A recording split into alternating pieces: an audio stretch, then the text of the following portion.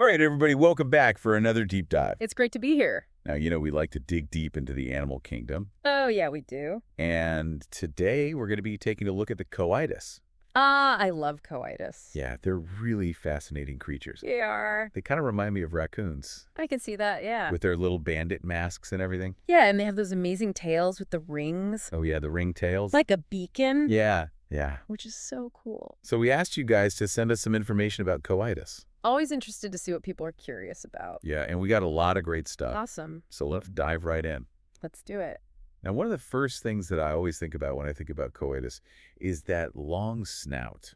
Oh, yeah, absolutely. It's their most distinctive feature. Yeah, it's so prominent. I mean, and it's not just for looks. Right. It's a super important tool for them.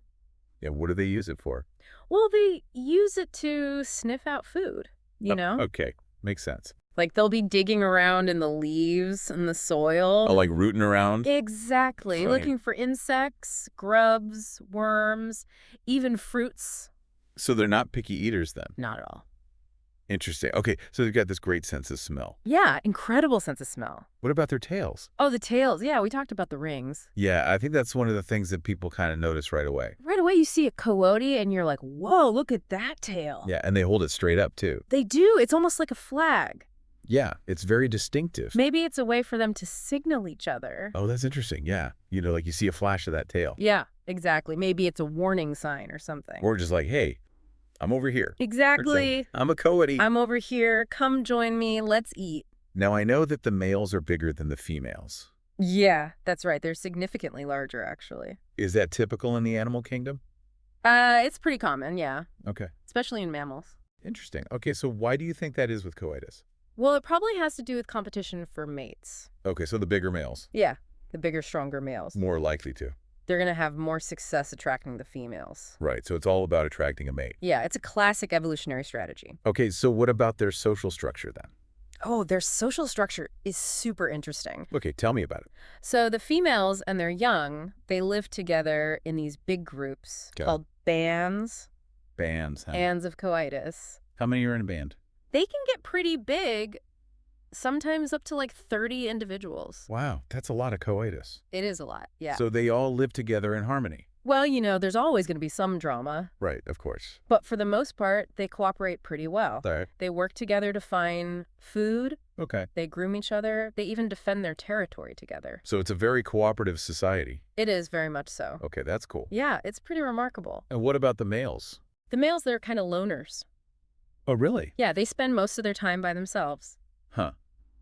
Okay, so they're not part of these bands. Not really, no. Interesting. So why is that? Well, there are probably a few reasons. Okay. One is that it reduces competition for resources. Okay. If you've got a bunch of males all hanging out together, Right. they're going to be competing for food and mates. Right. Okay, makes sense. So it's easier for them to just go off on their own. Okay, so they're not fighting all the time. Exactly. Makes sense. And another reason might be to avoid inbreeding. Oh, okay. If the males are constantly hanging out with their female relatives, Right. that's going to increase the chances of inbreeding. Okay. Yeah, that makes sense. So by being solitary, they're reducing that risk. Okay, so it's actually a good thing for the species. Yeah, it's all about survival of the fittest. They've Right. evolved these strategies over millions of years. Okay, so the males are solitary, Yeah, pretty much. except when it's time to mate. Well, yeah, they got to come back for that. Right, of course. Otherwise, there wouldn't be any more coitus. Exactly. So where do they go when they're not mating? They just kind of roam around, Okay. looking for food, exploring new territory. So they're like nomads. Yeah, you could say that. Okay, cool. It's a pretty tough life, though. Yeah, I bet. Being out there on your own all the time. You're vulnerable Very vulnerable. to predators. Exactly. Okay, so what are some of the predators that coatis have to worry about? Well, in the rainforest, there are a lot of dangers. Right. Jaguars are a big one. Oh, yeah, those are scary. Yeah, they're apex predators. Wow. So coati wouldn't stand a chance against a jaguar? Not really, no. Okay, so what do they do to protect themselves? Well, for one thing, they're really good climbers. Oh, okay. They can climb trees like nobody's business. If they can escape into the tree. Yeah, exactly. Okay. And they're also pretty agile on the ground. Okay, so they can run away. They can run away, they can dodge, they can weave. Okay. They're pretty quick. So they can outmaneuver some predators. Sometimes, yeah. Okay, but what about those big cats? Well, Against a jaguar's speed and agility might not be enough. Right. So they have another strategy. Okay, what's that? They make a lot of noise. Really? Yeah, they have a whole repertoire of vocalizations. Like what? Barks, growls, hisses. Wow. Okay, so they try to intimidate the predator. Exactly. Okay, and does that work? Sometimes, yeah, it can be enough to startle the predator Okay. and give the Coati a chance to escape. So it's all about buying time. Yeah, pretty much. Interesting. Okay, so they've got some good defenses. They do. They've got to be able to survive somehow. Right, so it's not all just cute and cuddly. No, they're tough little creatures. Yeah, I'm starting to see that. They have to be to survive in the rainforest. Okay, so we've talked a lot about their biology. Yeah, we have. But cocotes are also really interesting from a cultural perspective. Oh, absolutely. Yeah, they play a role in a lot of South American cultures. They do. They're often seen as tricksters. Oh, really? Yeah. They're known for being clever and mischievous. Huh. Okay, so they have kind of a folklore around them. Yeah, definitely. Interesting. So what are some of the stories that people tell about Coatis? Well, there are a lot of different stories. Okay. It depends on the culture. Right. But one common theme is that coatis are always outsmarting other animals.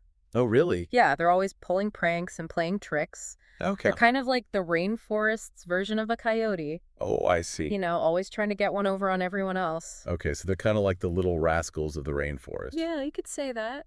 I like that. They're definitely entertaining creatures. Yeah, they sound like it. And they're also very adaptable. Oh, yeah. How so? Well, they can live in a variety of different habitats. Okay. From rainforests to scrublands to even urban areas. Wow, really? So they can live in cities? Yeah, sometimes you'll see them in parks and gardens. Huh. Interesting. Okay, so they're pretty resilient. They are very resilient. Okay, well, unfortunately, though, they do face some threats. Yeah, sadly they do. What are some of the biggest threats to Coatis? Well, habitat loss is a big one. Okay. As rainforests are cleared for agriculture and development, Right. coatis are losing their homes. Yeah, that's a problem for a lot of animals. It is a huge problem. Okay, no.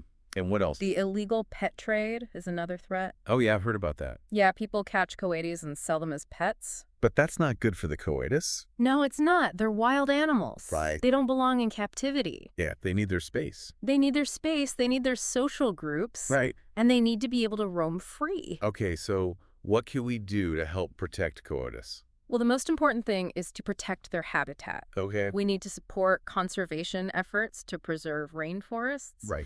And we also need to educate people about the dangers of the pet trade. Okay, so don't buy a Coati.